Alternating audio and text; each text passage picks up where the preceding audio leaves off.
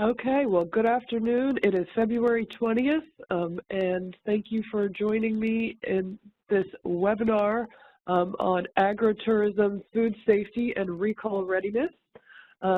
This project is supported by the Northeast Sustainable Agriculture Research and Education Program, known as SARE. SARE is a program of the National Institute of Food and Agriculture and the U.S. Department of Agriculture.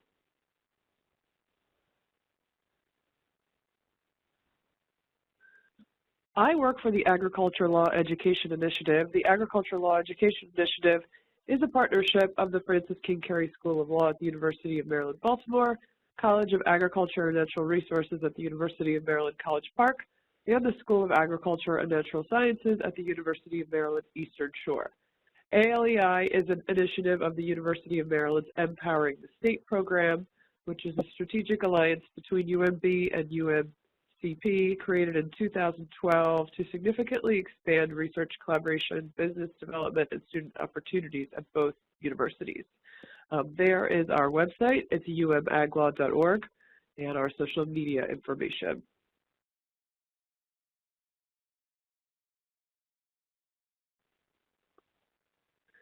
Okay, so I will be referencing materials found on umaglaw.org throughout today's webinar. So if you don't already have that open, you might want to go ahead and pull that website up. Specifically, the materials that I'm going to be talking about are found on the food safety pages and the publication library pages of umaglaw.org. Okay, so food safety risks on agritourism operations. We all know that agritourism operations seem to be more popular than ever. According to the 2012 Census of Ag, farms with agritourism rose by 42% from 2007, with just over 33,000 of the nation's 2.1 million farms offering some type of agritourism recreational activities. Agritourism is a broad term, can encompass a lot of different things. These types of operations can have a lot of differences. However, something that all these operations have in common is the need to understand the risks related to food safety and how to take preventive steps is really understanding those risks, and how to take steps to prevent the risks is the best way that these operators can protect themselves. So the best way to deal with that is a couple ways. Conduct a comprehensive assessment of the potential risks on your farm. Identify these risks and take steps to minimize them in a food safety plan. Educate and train your employees. And anytime you educate and train your employees, make sure you maintain a record of that employee training. Communicate risks and expectations to your customers. And then finally, establish emergency response procedures. So I'm going to break these down in a little bit more detail here. So to aid you in conducting an assessment of the food safety risks on your farm, we have created an easy-to-use checklist that embodies all the risks and recommendations I'm going to be going through in today's webinar. And so you can go ahead and print that checklist right from our website. That's on the food safety page of umaglaw.org. It's specifically for agritourism operators. And the hope is that by putting this in an easy-to-use checklist, operators can walk through their operation and assess whether or not their operation already has the methodologies we're going to be talking about today. And if not, that it's an easy visual to see what you need to do.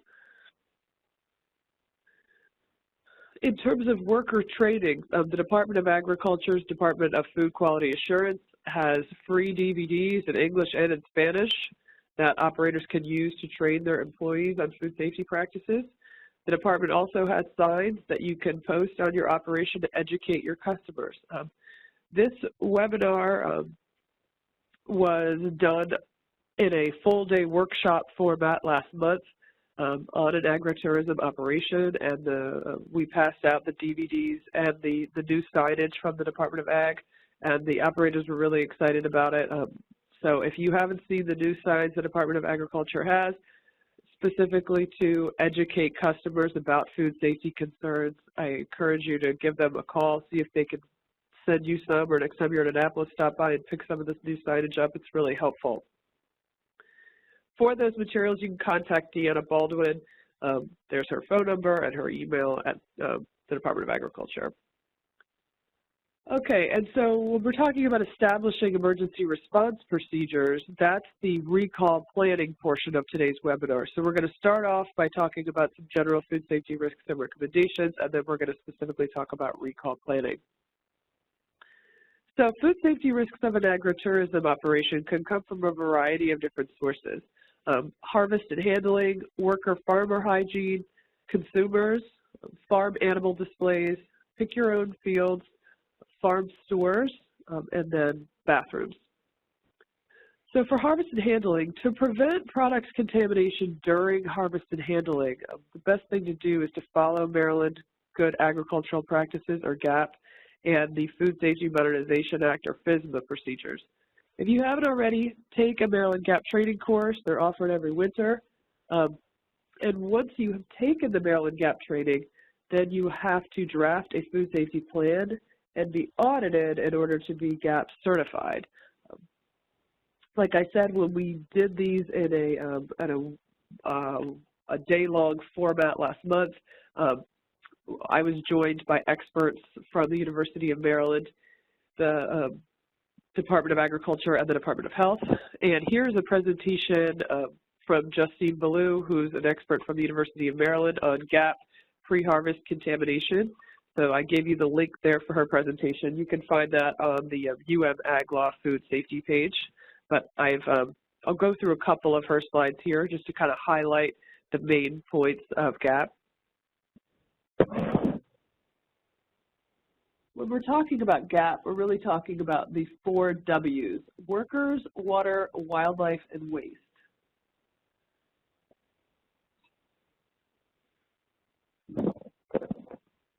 It's always extremely important to train your workers on food safety practices.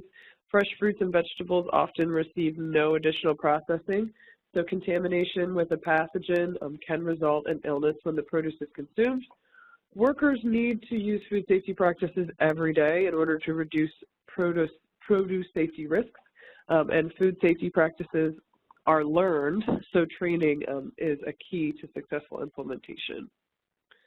Okay, and then the next W of GAP is water.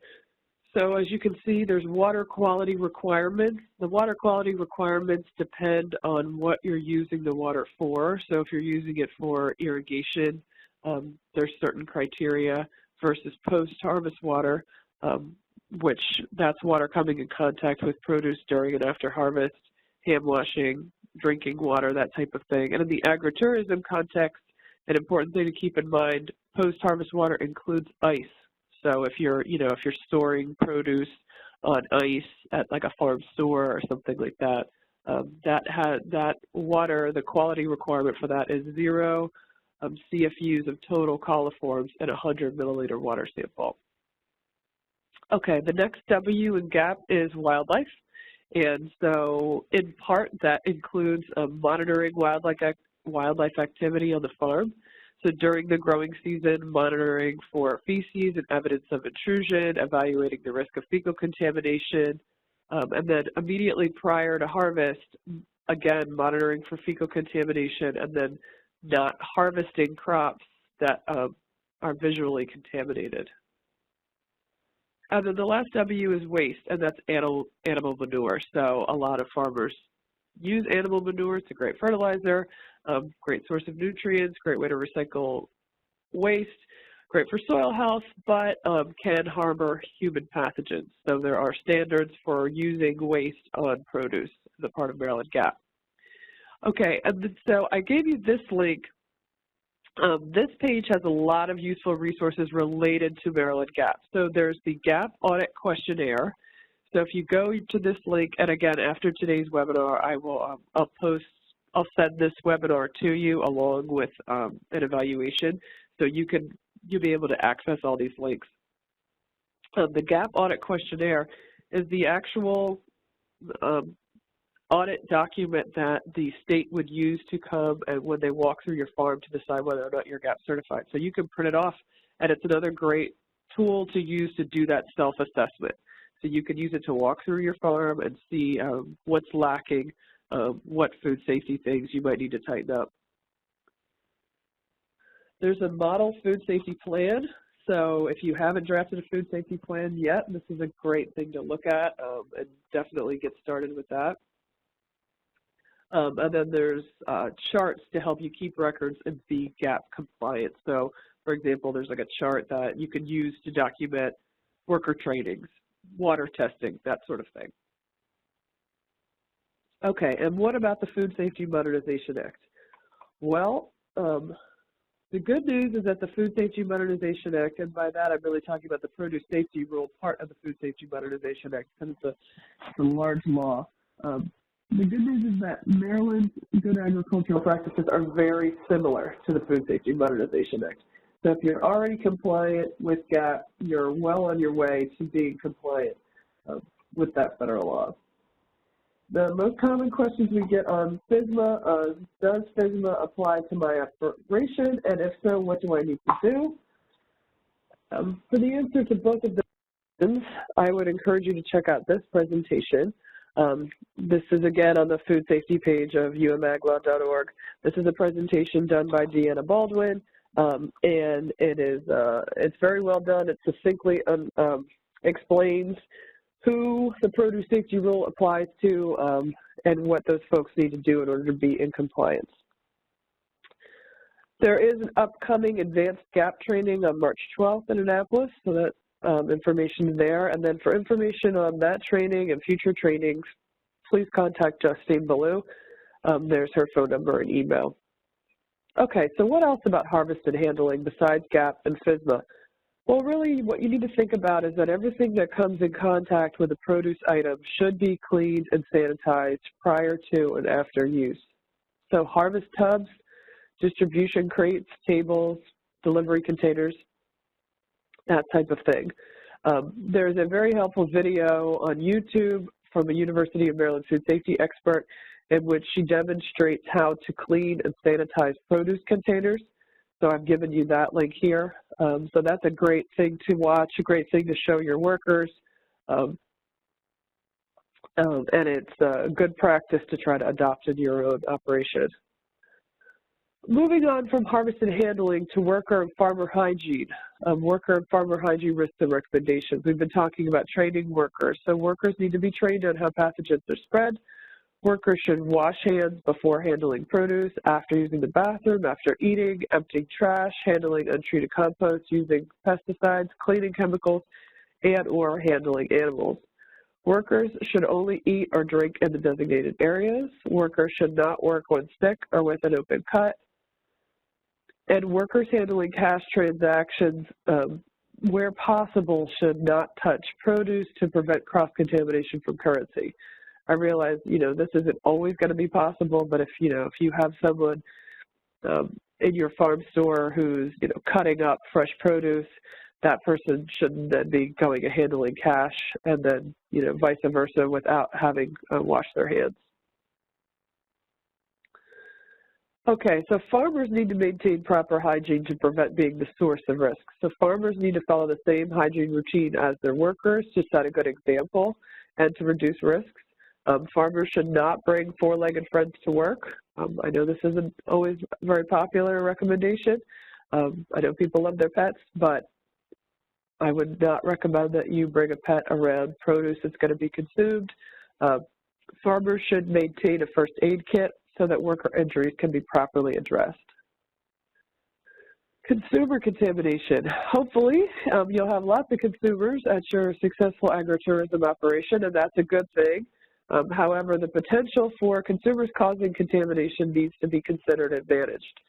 So customers need to be informed of food safety procedures. They need to be, I would have signage informing them to wash their hands after going to the bathroom, washing their hands after touching animals if you have animals in your agritourism operation, petting zoo, that type of thing, and not consuming food before it's washed. These procedures should be posted. Areas of the farm off limits to customers should be marked, and again with the pets, it's recommended that you inform your customers not to bring their pets in and around areas where food is to be consumed. I know this can be a controversial one. We've heard from a lot of operators lately that they've been getting more and more folks who have therapy-type animals and that sort of thing. Feel free to blame it on us and just say, for food safety purposes, we do not allow pets, and the exception to that is a certified service dog or animal. Okay, another way to prevent consumer contamination is to think about giving customers ways to prevent contamination with bulk items, such as providing utensils like tongs or deli tissue, so that you can try to prevent some of that. Farm animal displays. A lot of agritourism operations have farm animal displays. I know they're popular, and that's great. However, it just takes a little forethought. Animals should be excluded from areas where food is being grown, prepared for sale or sold. Hand washing stations should be positioned at exits of animal display areas. So think about, if you're at the point where you're thinking about adding an animal attraction to your agritourism operation, be strategic about it. You definitely want your customers to be have the ability to wash their hands when they're leaving that animal area. You want that posted, that they should wash their hands after leaving the animal area, and if possible, providing them the ability to wash their hands in the hand washing station. And consumers should also be prohibited from eating in animal display areas. Pick your own operations. Encourage and inform your customers to wash their hands before they pick. And again, best case scenario is to have a sign like the one pictured here telling people to wash their hands before they pick, and then to also provide a hand washing station at the entrance to the pick your own fields. Provide a bathroom near the pick your own fields and make sure you service that bathroom regularly. Regularly clean and sanitize pick your own containers if you're using reusable pick your own containers. No pets should be permitted in the pick your own fields, with the exception, again, of service animals. And if you have a petting zoo and a pick your own, encourage customers to do the pick your own first. So, like I said, thinking about strategically setting up your operation. If possible, you want people walking through your farm store, having a sample of produce, maybe having a little snack, what have you, buying some farm fresh things, and then visiting the animals on their way out. You don't want it to be the other way around, where they're going over and touching the animals, then going into the operation and then picking up those samples and eating that. That's a potential way that they can make themselves sick. Again, with the pick your own, inform customers not to pick produce that's fallen to the ground. Don't sell produce at retail that's been picked by customers. And fields off limits to picking because of recent spraying or compost application need to be clearly marked. Label any non-potable water sources. If applicable, inform customers to refrigerate the produce when they get it home. Farm store risks and recommendations. So assuming that your agritourism operation has some type of a farm store, market buildings need to be monitored for pests, and pests need to be controlled. Food should be stored off of the floor of the market, up on a pallet or 6 inches off the floor, when in a cooler, not in direct contact with the cooler walls. Condensation in coolers should be prevented from dripping on the food.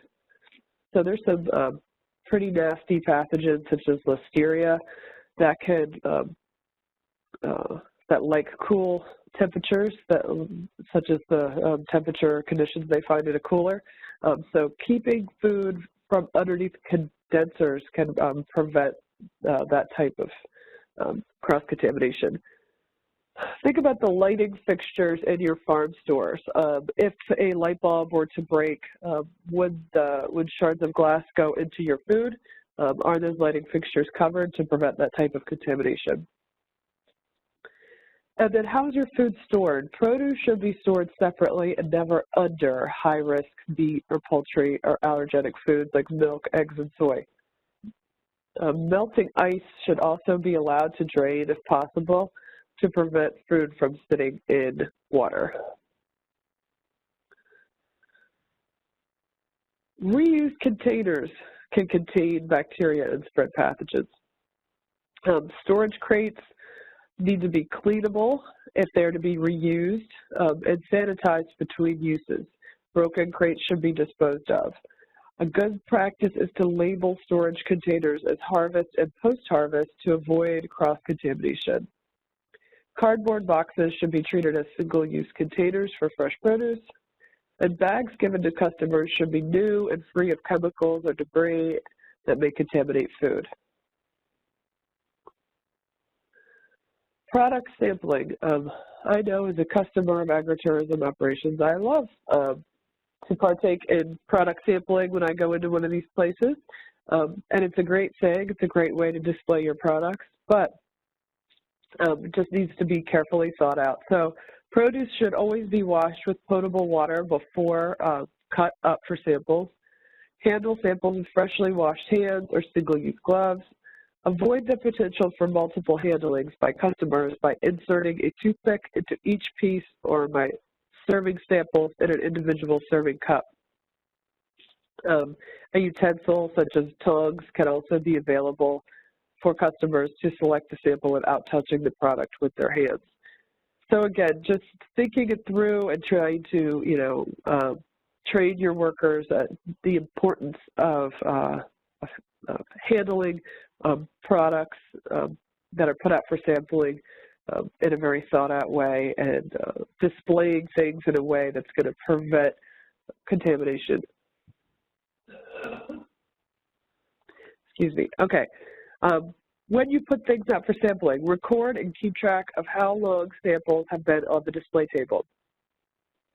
To avoid presenting produce that doesn't look fresh, discard any cut samples that have been sitting out for more than 2 hours. It's a good practice to make a notation as to when samples have been out. Have a waste basket nearby to discard of that used litter that we were suggesting that you use. So if you have individual plates, toothpicks, cups, that sort of thing, make sure you have a trash can nearby. Okay, and then finally, bathroom risks and recommendations. So if there's an indoor bathroom at the agritourism operation, let's see, clearly that needs to be washed regularly and stocked. If it's a portable bathroom, it needs to be located in a convenient location, but not far, but far enough from fields or a farm store to prevent contamination. So you want to put the bathroom in a strategic location where your customers are actually going to use it, but you can't have it so close where if it tips over, you're going to have a major problem. There should be a hand washing station near the portable bathroom and signage regarding the importance of hand washing.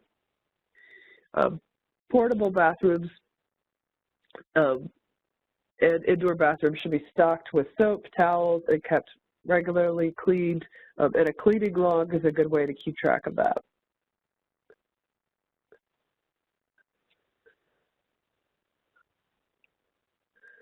Okay, so to wrap up with our agritourism risks and recommendations, become GAP certified if you're not already, rate that food safety plan, use that food safety or use that GAP audit questionnaire as a way to do your self-assessment. Attend to FSMA training, train your workers, communicate risks and recommendations to your visitors, and by that I really mean customers.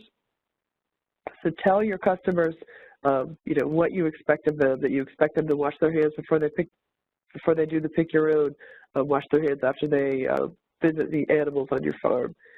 And conduct that on-farm assessment of the food safety risks either by using the checklist that we've made for you or that GAP audit questionnaire, and adopt preventive measures. Okay, does anyone have any questions about any of that before I move on to recall planning? If you do have any questions throughout, feel free to type them in the chat box. I'm going to go ahead and move on to recall planning.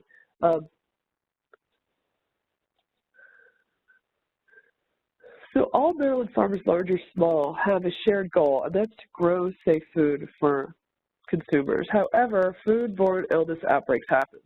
And when an outbreak occurs, it can be traced to the source. It may be followed by an investigation and or the recall of a product.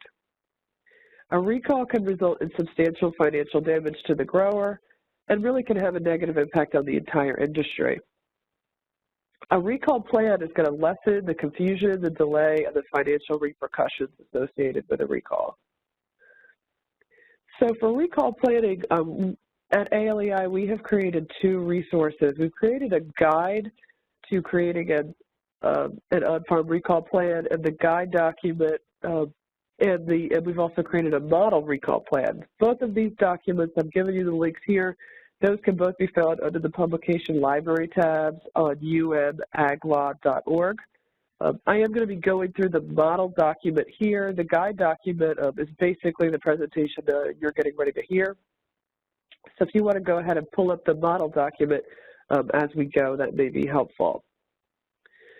Here's a little visual of what our model recall plan looks like. Basically, it's a fillable PDF. So what is a recall plan? A recall plan is a documented systematic plan outlining how a grower will track and recall products. Plans can vary in specificity, but at a minimum, a good recall plan should include the who, what, and how. Who in the operation will do each task, what steps should be taken, and how the recall procedures will be implemented.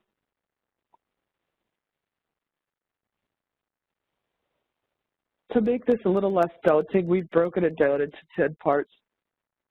Preparing for the recall, identifying the concern, initiating the recall, notifying the regulatory agencies, identifying and tracing affected products, notifying affected parties, controlling and disposing of recalled products, determining the recall's effectiveness, terminating, and then remedying the recall's cause and restoring operations.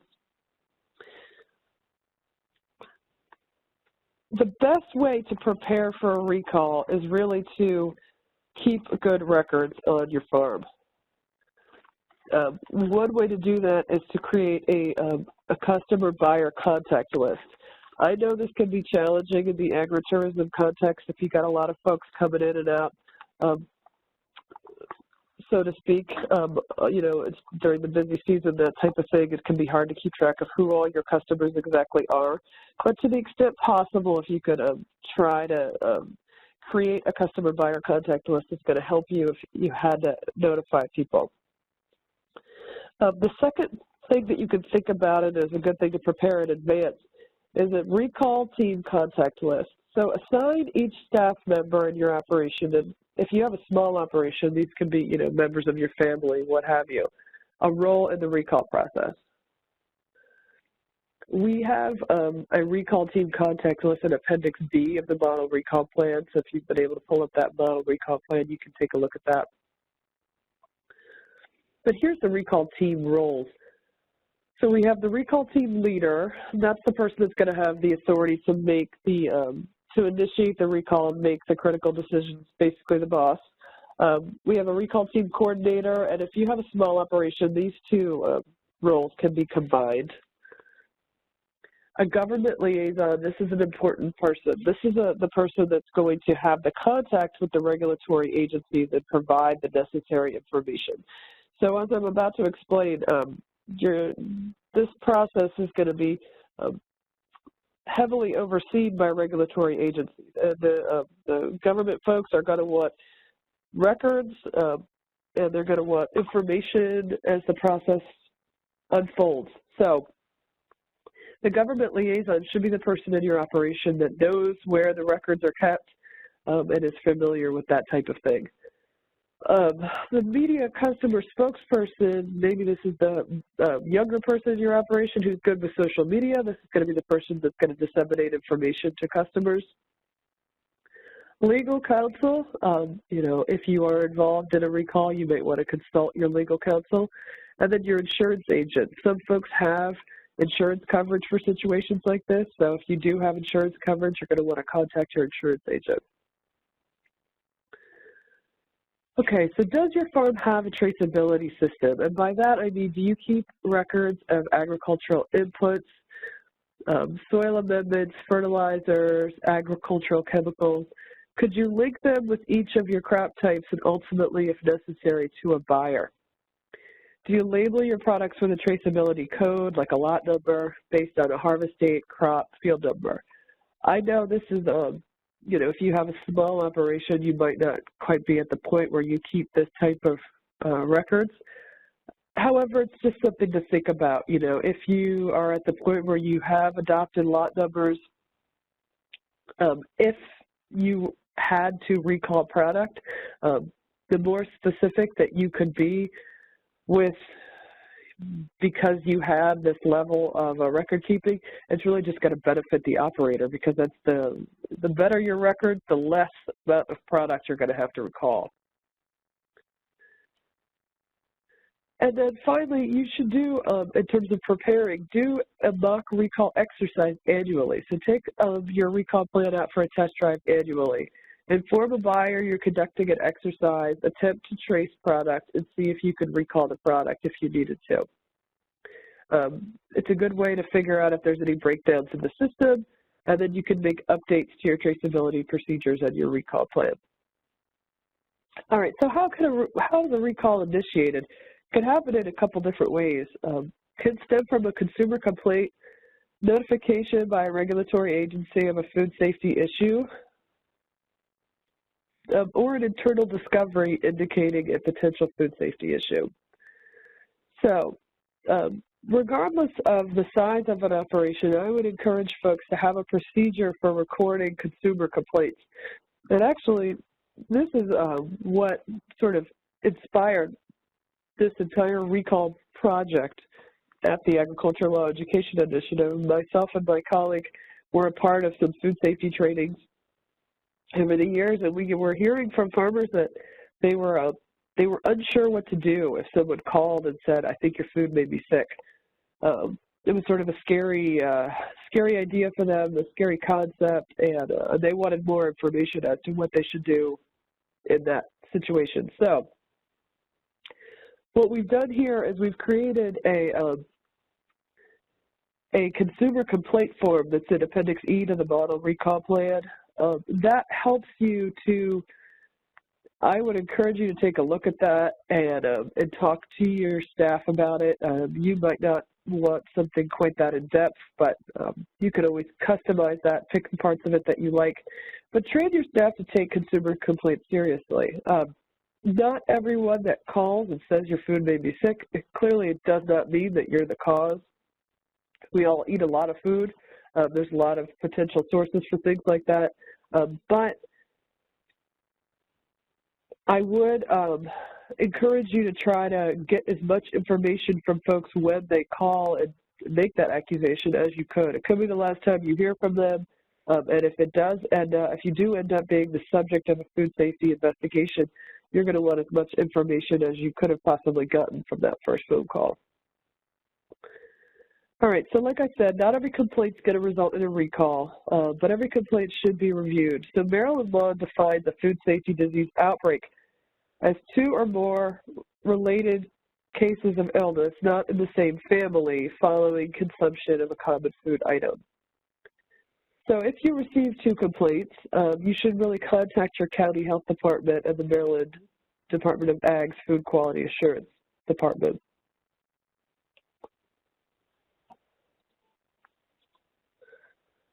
If you decide to initiate a recall, and this isn't something you're going to have to do alone, the regulatory agencies will be able to give you some guidance and help in this process, but you're going to have to assemble the recall team. You may want to contact your legal counsel, your insurance carrier. We've made a recall checklist in Appendix F to the model recall plan to try to help you keep things straight. So if a grower suspects their product has caused or may cause a foodborne illness based on an internal discovery, let's say you were doing some of that water quality testing for Maryland Good Agricultural Practices, and you received some water testing results that were troubling, maybe high for E. coli, and you know you had just used that water in a post-harvest capacity, a product that just went out the door. That may be a situation where you have a strong suspicion that your product's going to, potentially make someone sick. You could call your county health department and the Maryland Department of Ag. And then the Department of Ag and the Maryland Department of Health, they're going to coordinate on the recall process. If it's interstate, meaning if you get someone in another state ill, then the FDA is going to get involved. The FDA does have a 24-hour emergency line, so I've given you that there in case you need that for any reason. But understand, you're not going to need to make the decision to initiate this recall alone. The experts at the regulatory agencies are going to help you decide whether it's necessary. We did provide you a health hazard questionnaire in Appendix G to the model recall plan, and not because I expect farmers to be doing health hazard analysis, but rather because I wanted to give you the evaluative measures that the regulatory folks are considering. So I just provided that information there for y'all. Okay, so if a consumer is treated by a physician for a foodborne illness, the physician is going to report the illness to the Maryland Department of Health, and an investigation that may lead to a recall will commence. So that's another way that this can be initiated. You might get a call from a consumer saying your food may be sick. The consumer just simply goes to the doctor, and then the doctor reports it. A recall can also be initiated by state or federal government if a state or federal regulatory agency is sampling a farm's products and finds them to be unsafe. So like we said, if a farmer is implicated in an outbreak, the county health department, the MDH, and MDA are going to assist the farmer. They're going to help in notifying consumers and removing the product from circulation. The goals of the state agencies during the outbreak are to provide support to the farmer and to protect the public health. In order for them to do that, it's vital that these agencies are notified as soon as practicable of a potential food safety threat. So the sooner they know, the better job that they can do. When we did this workshop in the full-day format, the experts from the Department of Health and experts from the Department of Agriculture put this presentation together here on the regulatory investigation. So that's also on the food safety page of Ag Law. So you can take a look at that if you want to know more information about how the regulatory investigation would go. I'll share with you a few of the slides. Basically, the goal of their investigation is to identify the root cause of the outbreak, ensure the contaminated products removed, prevent future outbreaks, and they warn that there can be regulatory repercussions for distributing adulterated food.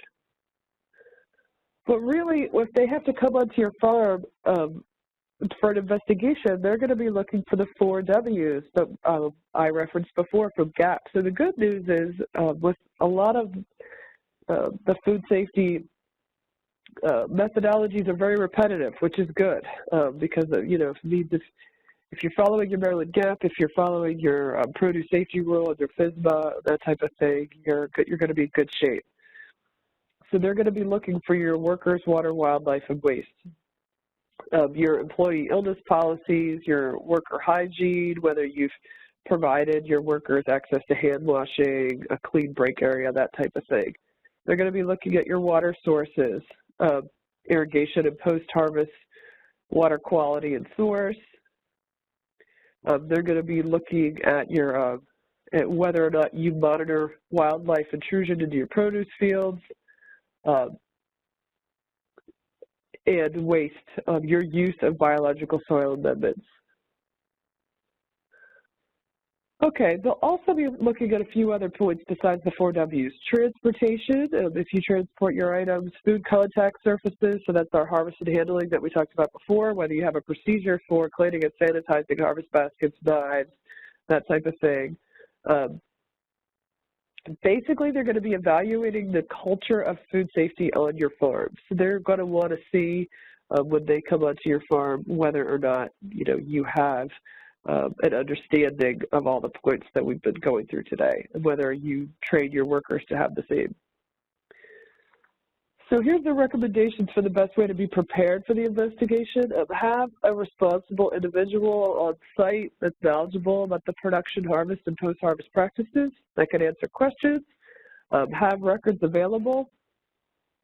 And a lot of these records are the same records we've been talking about here. that you would prepare to be prepared for a recall.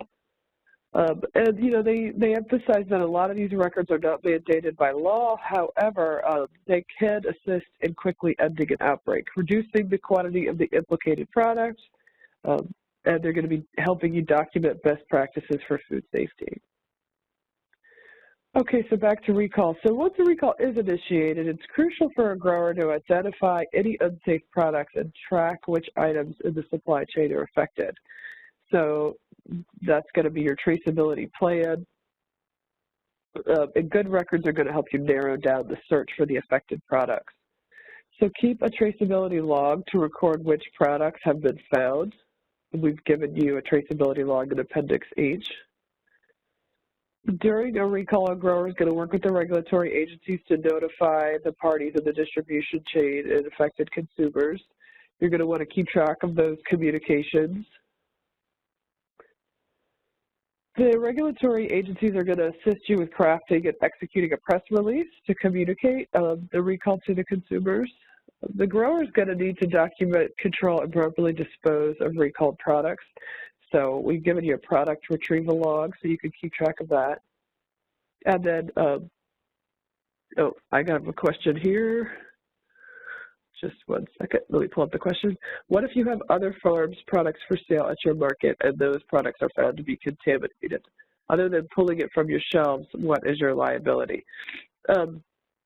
Thanks for that question, Karen. Yeah, I think that if you have any indication that you have products on your farm that aren't your products, but they're found to be contaminated, yes, I would immediately clearly pull them from the shelves and not sell them anymore. And then as a seller, you could potentially be liable if those products make someone sick.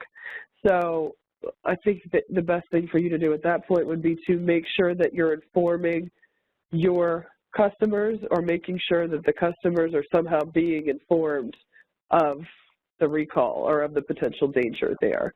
So I'm not sure if that completely answers your question, but anyone in the chain of distribution of a food item, if it makes someone sick, they have liability. So you're going to be liable even if it's not your product. In Maryland, we do have something called the sealed container law, which basically says that if you sell a product in a sealed container, so obviously it wouldn't be something like produce, it'd be something like honey. If you sold someone else's honey and you stored it properly, you didn't do anything to make it an unsafe product, you basically got it from someone, put it on your shelf, you do have some protection from liability at that point because really you're just an intermediary. There was nothing you could do to add to that. So I hope that makes sense. If you have more questions about that, I'm going to give you my email at the end. Sure, no problem. And you can email me a follow-up question. Okay, so consult with regulatory agencies on the disposition of products. So use a product retrieval log to track which products have been retrieved.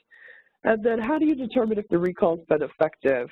You're really going to need to do effectiveness checks. And that basically is just proving that all known affected customers were notified about the recall and taken appropriate action. That's why communications, tracing, and retrieval of affected products needs to be documented. Terminating the recall, everyone's favorite, please let this end, right? Well, the final decision when a recall may be terminated lies with the overseeing regulatory agency. So they're going to basically tell you when it's over. And it's going to be over when all possible customer responses indicating receipt of notice of the recall have been received, and it is reasonable to assume that the recalled product has been recovered or destroyed.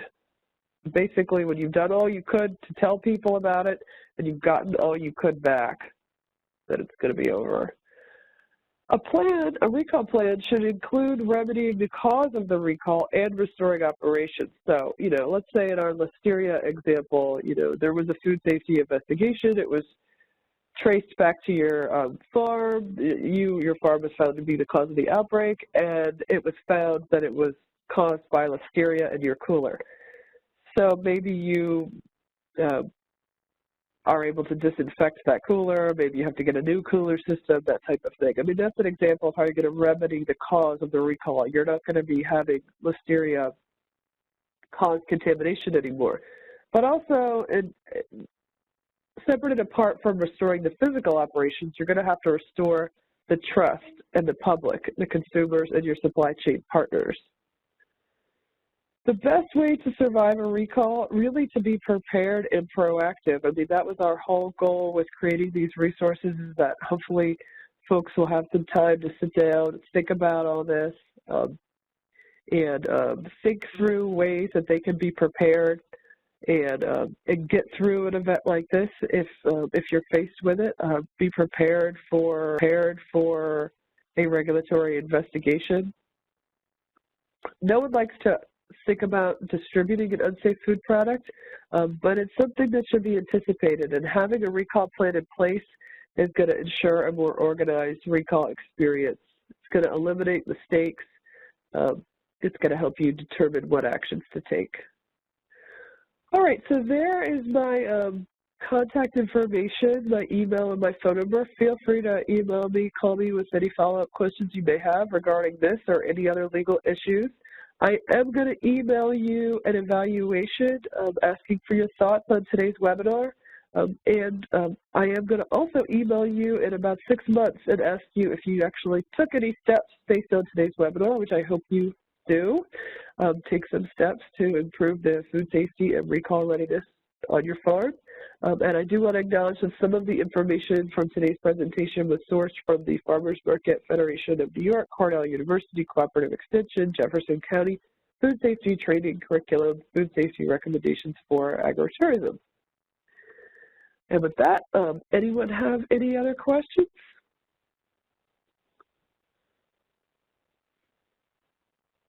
I thank you all for participating today, and please take a few minutes to fill out that evaluation that I will email you shortly.